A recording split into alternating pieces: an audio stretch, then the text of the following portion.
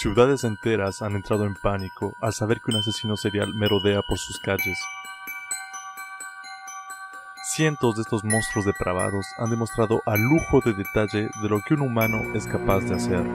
Detalles que te harán temblar, ya que cuando uno piensa que no se puede ir más lejos, estos criminales tristemente demuestran lo contrario. Todos estos psicópatas presentan una característica: la imposibilidad de crear relaciones afectivas ante su entorno. Ellos no sienten ningún remordimiento. La ausencia de emociones los permite observar al resto como objetos que, según ellos, son esenciales para lograr perversos y morbosos objetivos. Hoy te hablaré de El Merodeador Nocturno, o también conocido como el Asesino Nocturno, asesino serial que ha dado al estado de California una muy buena razón para cerrar con seguro sus casas antes de irse a dormir.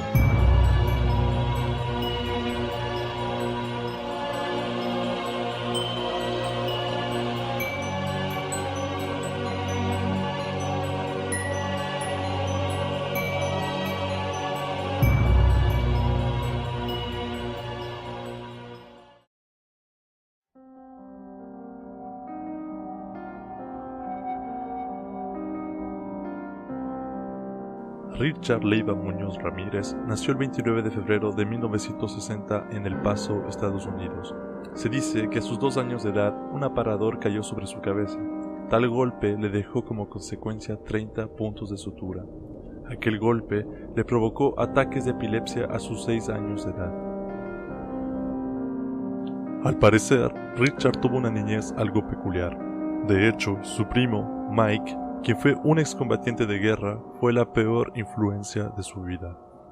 Mike le contaba hasta el mínimo detalle de sus sangrientas aventuras en Vietnam, lugar donde incluso él afirmaba con orgullo haber violado, torturado, mutilado y matado por puro placer.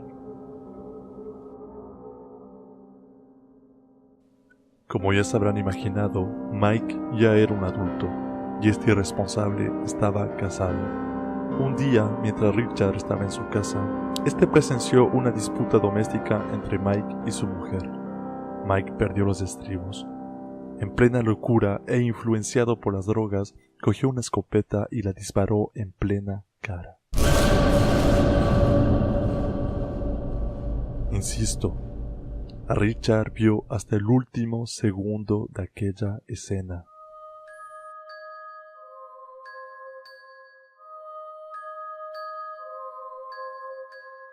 Lo que deja como pregunta a muchos psicólogos: ¿Richard disfrutó de aquella escena?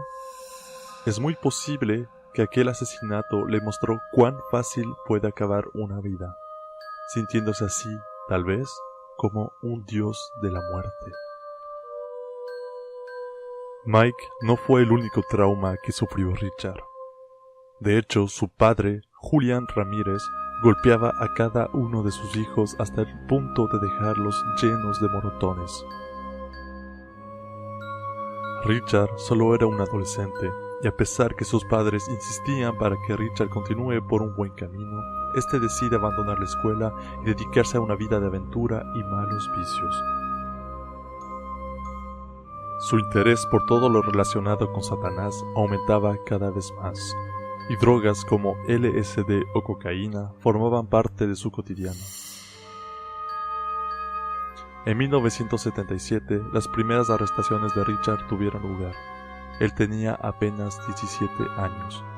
Unas veces fueron por posesión de drogas y otra por robo de carga.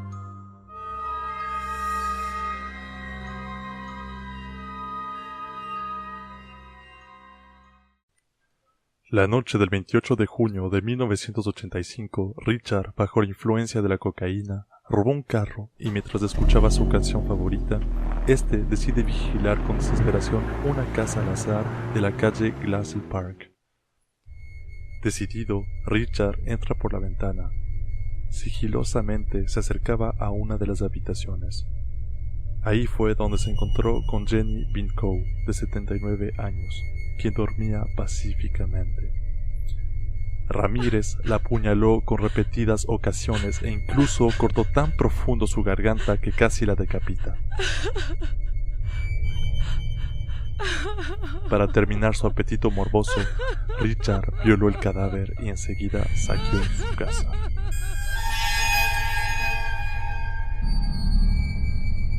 El 17 de marzo de 1985, es decir, 9 meses después de su primer brutal asesinato, Richard decide salir por las calles bañadas bajo la luz de la luna.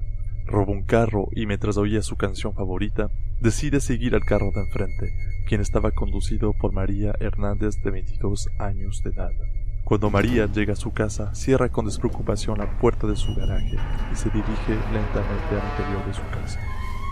Mientras la puerta del garaje se cerraba, Richard entra silenciosamente.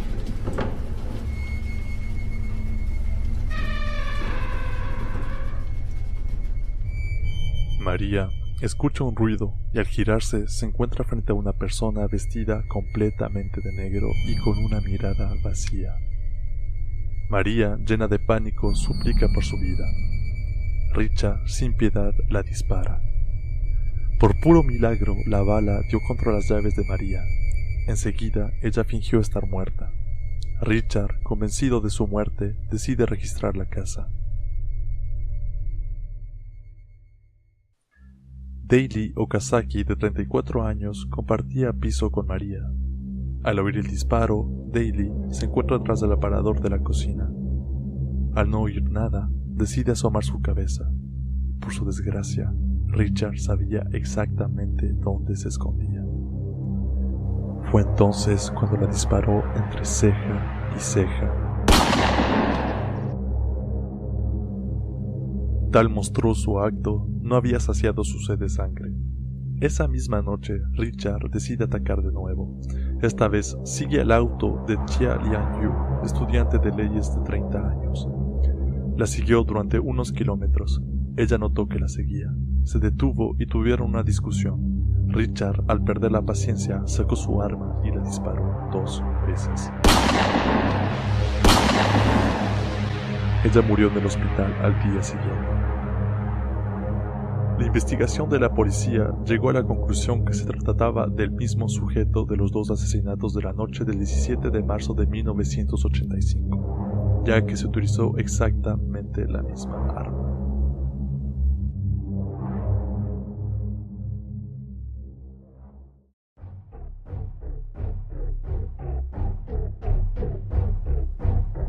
Diez días más tarde, Richard decide que ya era hora de otra de sus morbosas aventuras. Richard viaja a Whittier, escogió una casa al azar y revisó cada rincón del exterior de la casa. Al notar que una de las ventanas estaba sin seguro, decide entrar por ella. Richard se sacó los zapatos a fin de ser lo más sigiloso posible. La sala estaba oscura y solo recibía la tenue iluminación de la televisión encendida. Frente a la pantalla, Vincent Zazzara, de 64 años, se quedó dormido en su sillón. Mientras dormía, el asesino nocturno le disparó en la cabeza, disparo que lo mató al instante. Maxine Zazzara, esposa de Vincent, dormía en el cuarto y se despertó al oír el disparo.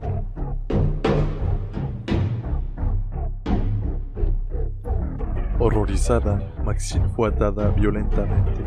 Enseguida, el asesino registra toda la casa en busca de dinero y joyas. Maxine logra desatarse y cogió un arma escondida bajo la cama. Por su desgracia, estaba descargada. El asesino nocturno, como respuesta, la dispara. Por desgracia, la bala no mató a Maxine. Y fue aquí cuando Richard se excedió al matarla.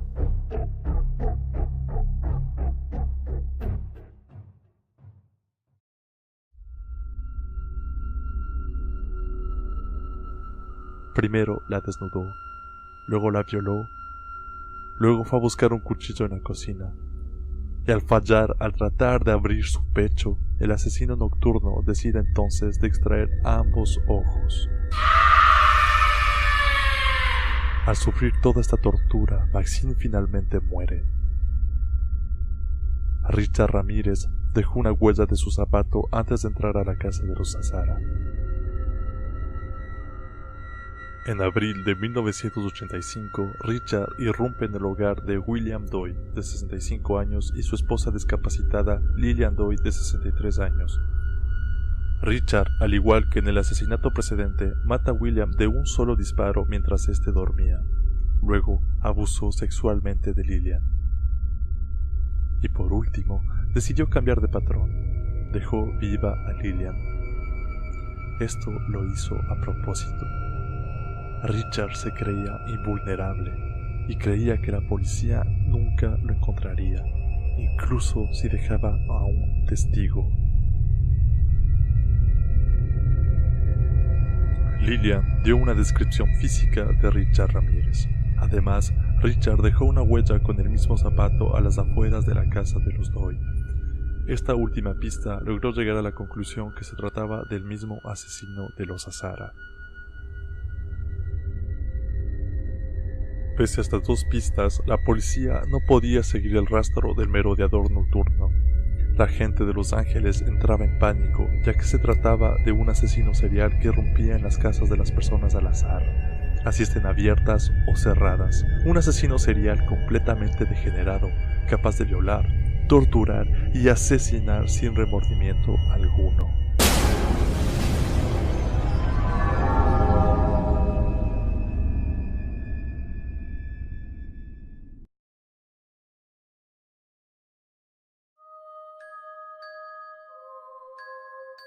La rutina diaria de Richard consistía en consumir drogas, ver pornografía y tener sexo con prostitutas. Es exactamente lo que hizo la tarde del 29 de mayo, algo así como un aperitivo a lo que vendría a ser su más grande depravación: torturar, violar y asesinar. En la noche, el asesino nocturno se dirige a la calle Monrovia, donde entraría por la puerta sin seguro de la casa de Malvia Keller, de 83 años, y su hermana inválida, Wolf Blanche, de 80 años. Richard encuentra un martillo en la cocina. Se dirige a la habitación de las dos hermanas. La sorprendió durmiendo. Fue entonces cuando ataca incontrolablemente a Malvia con aquel martillo hasta quitarle el último suspiro. Al asesinar a Malvia, decide practicar sus depravadas costumbres, es decir, torturar y violar brutalmente a Wolf Blanche. Al asesinar a su segunda víctima, Richard decide dejar un mensaje en la pared. Dibujó un pentagrama en la pared con lápiz labial rojo. El mismo pentagrama también se encontraba dibujado en uno de los cadáveres. Richard se sentía como un sirviente de Belzebú, realizando rituales satánicos en su nombre. El 2 de julio, Richard entra en la casa de Mary Louise Cannon, de 75 años, en la calle Arcadia. La golpeó sin piedad, le cortó el cuello y saqueó todas las cosas de valor. 3 días después, Richard decide regresar a la misma calle, y esta vez golpea brutalmente a Winnie Bennett, de 16 años. Luego saqueó toda su casa. El 20 de julio del 85, el asesino nocturno roba otro auto y decide buscar a sus próximas víctimas. Se dirigió a Glendale. Enseguida, decide entrar a la casa de Max y Lila Kennedy, ambos de 66 años. Al día siguiente, la hija de Max y Lila, Judy, va a visitar a sus padres. Como nadie respondía a sus timbres, decide dirigirse a la puerta trasera, la cual, por su sorpresa, estaba abierta. Judy camina lentamente hacia el cuarto de sus padres, donde se enfrentaría a una escena salida de una película de terror.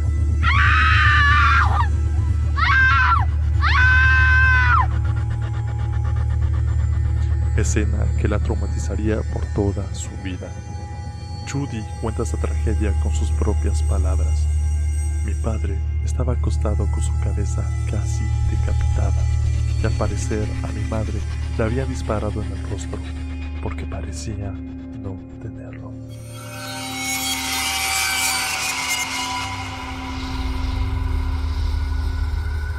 Cuando la policía realizó que este asesino no tenía límites, decidieron publicar el retrato robot de Richard Ramírez, lo cual aumentó el pánico en los habitantes de Los Ángeles. Las ventas de perros, guardianes y armas nunca habían sido tan altas. El 8 de agosto de 1985, Richard Ramírez entra en la casa de Elías Abowat, de 35 años, y su esposa Sakina Abowat, de 29 años. siguió su patrón de sus crímenes precedentes. Mató de un disparo a Elías y enseguida violó repetitivamente a Sakina. Realizó todo esto mientras el hijo de 3 años de la pareja dormía en la otra habitación. Afortunadamente, el asesino nocturno decidió perdonar la vida de Sakina y su hijo.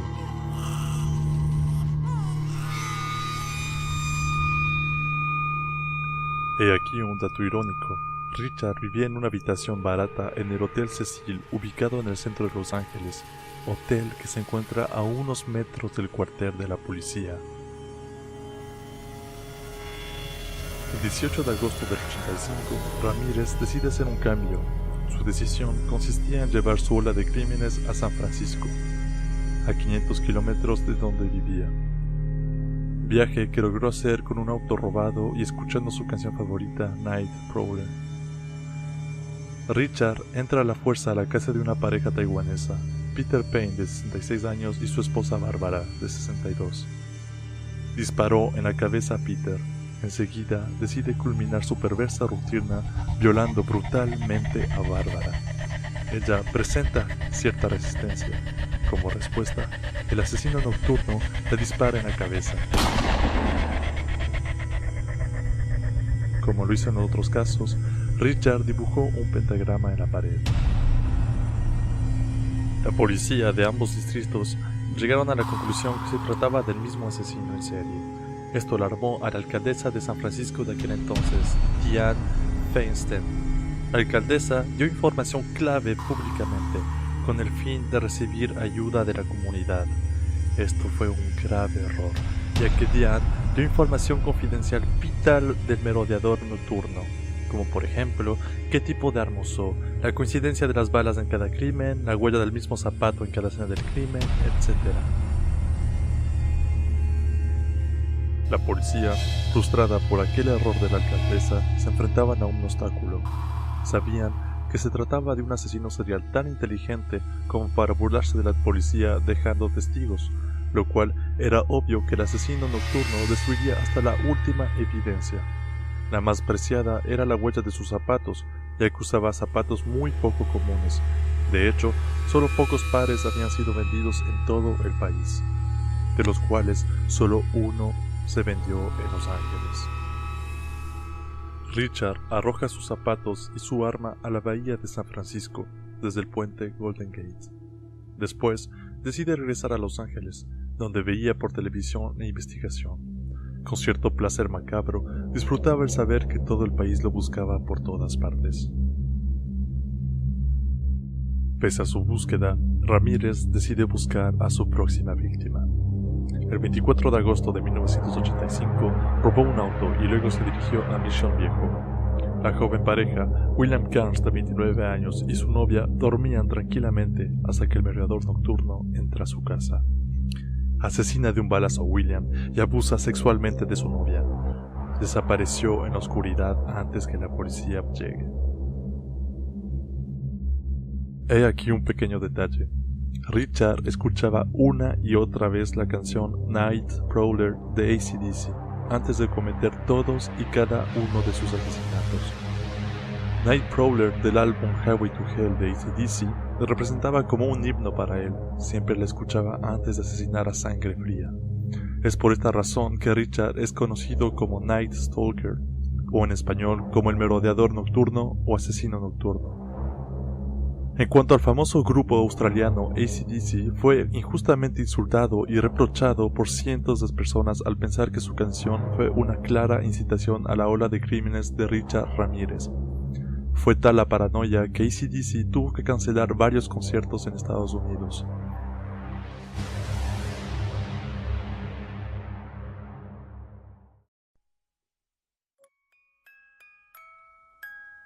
En ese tiempo se estimaba que Ramírez era responsable de 34 ataques brutales, de los cuales 14 eran fatales.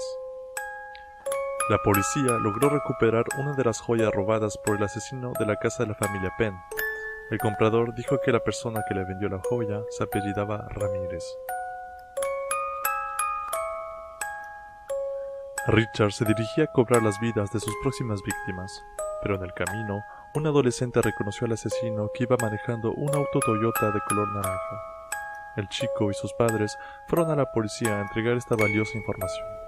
La policía tenía la placa del auto en cuestión y le buscaron por todas partes. Finalmente lograron encontrar el carro abandonado, el cual era un auto robado en Chinatown, en Los Ángeles. Los técnicos revisaron cada centímetro del auto con el fin de encontrar una huella dactilar clara del asesino. En uno de los espejos se encontraba una huella dactilar de su dedo índice. Para la suerte de los policías, en esa época se desarrollaba un sistema donde se almacenaban huellas digitales en el estado de California.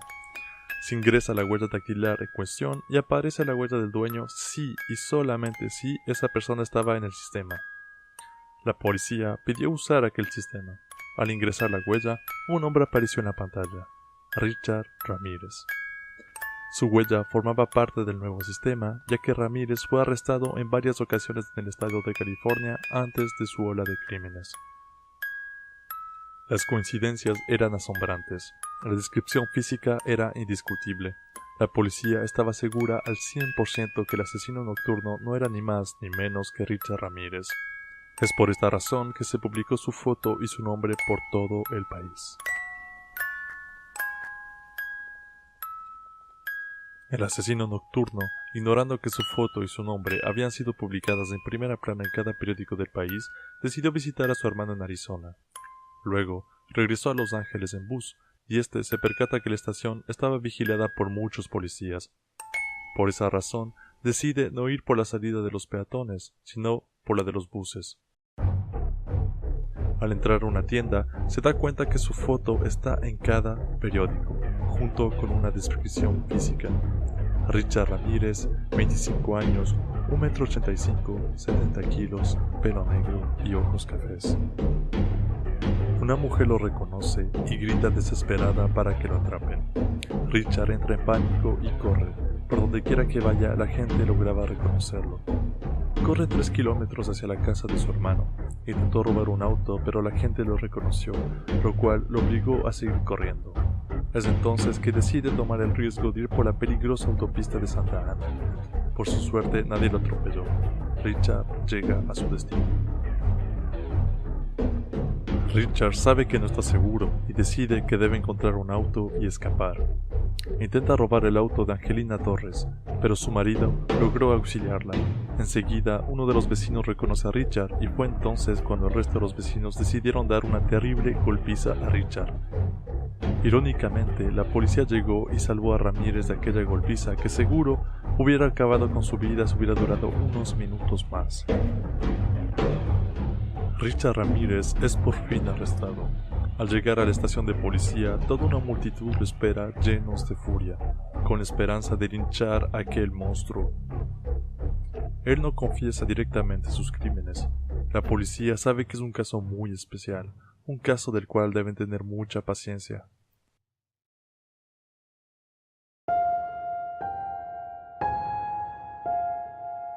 Richard cuenta entonces su infancia, lo cual fue clave para los policías entender por qué Ramírez fue capaz de realizar tales actos. Su juicio fue uno de los más complejos y largos de la historia de los Estados Unidos. Ramírez no presentó remordimiento alguno en ningún momento. Incluso tenía el descaro de gritar "Hail Satan" o en español "Viva Satanás" en pleno juicio. Otro día, cuando el juez le dijo los cargos que habían en su contra, Richard dirigió su mirada hacia las cámaras y abrió la palma de su mano izquierda donde estaba dibujado un pentagrama y gritó de nuevo "Viva Satanás". Richard se mostraba como alguien agresivo, insultando a todos los presentes. Un día, en su celda, Richard se corta con el fin de dibujar un pentagrama en la pared con su propia sangre, junto a los números 666. Cuando se mostraba evidencia de los cuerpos y durante los testimonios de los familiares de las víctimas, Richard soltaba una carcajada macabra. ¿Pensaste que esto no podía ir más lejos? Pues te equivocas. Richard Ramírez tenía un grupo de seguidoras, mujeres vestidas de negros que se presentaban en el público de la corte, esperando con ansias que el asesino se voltee y les regalase su macabra sonrisa.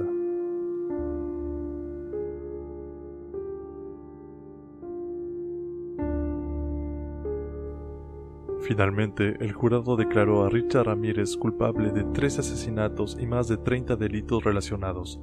Se le permitió a Richard decir algo, lo cual dejó helados a miles de personas.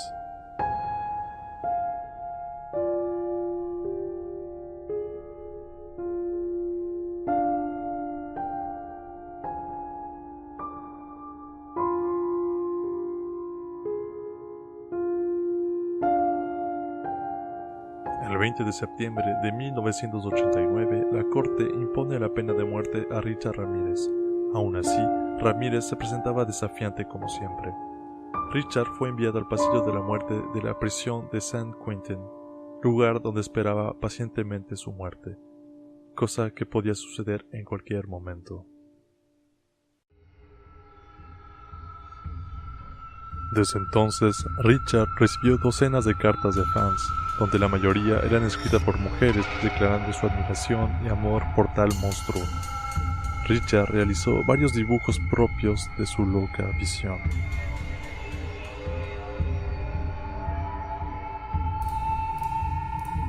Un hecho bizarro sucede el 3 de octubre de 1996. Doreen Dioy, de 41 años, una editora independiente, decide que las cartas no son suficientes y decide gritar al mundo cuánto ama a Richard, casándose con él en la prisión. El hermano de Richard fue el padrino. Su hermana y sobrina estuvieron igual presentes. Hasta el día de su muerte, cualquiera podía enviar un mail a la prisión donde se encontraba Richard Ramírez, mail que sería leído por él mismo y que posiblemente respondería. ¿Tú hubieras atrevido a enviar algo? ¿Qué le hubieras dicho a tal monstruo? El 7 de agosto del 2006, la Corte Suprema de California confirmó su sentencia de muerte y el 7 de septiembre del mismo año negaron la solicitud de una nueva audiencia.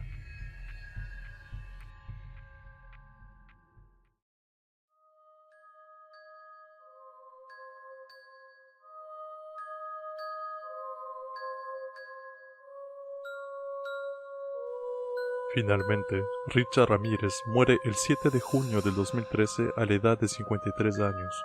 La causa de su muerte fue una insuficiencia hepática. Richard llevaba más de 23 años condenado a muerte.